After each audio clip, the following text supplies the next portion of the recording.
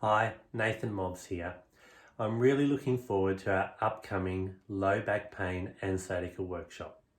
I know you will get a lot of useful and helpful information when you attend. To help you get the most out of the workshop, I've put together this short video on discogenic pain, what it is and how it works. Let's get straight into it. Here I've drawn two vertebrae from the lower back. This is L4 and L5. These are the lowest two lumbar vertebrae in your spine. And in between L4 and L5, we have the intervertebral disc.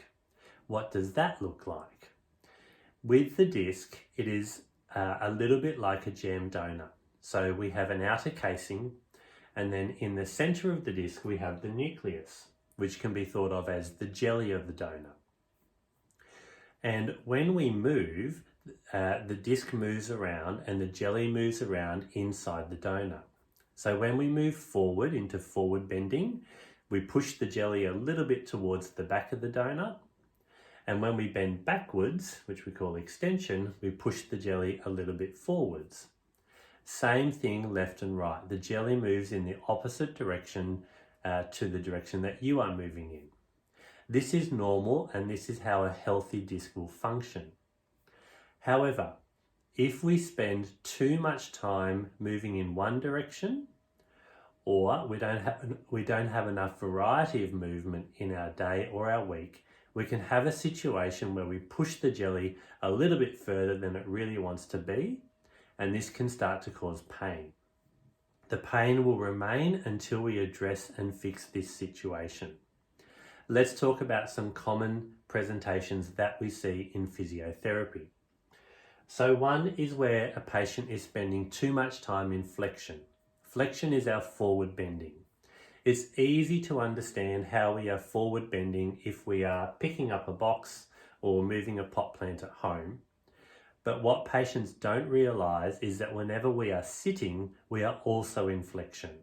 And this includes when we're in the car, sitting in a recliner chair at home, or any other time that we are sitting.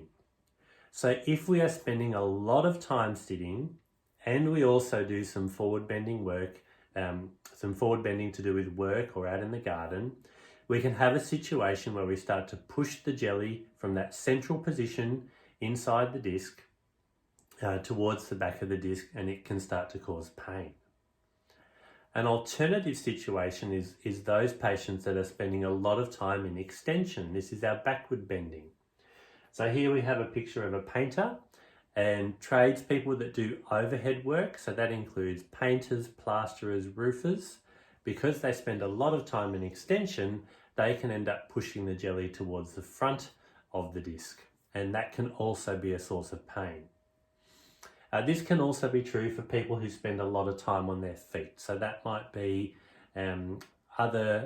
factory workers or other people spending a lot of time on their feet.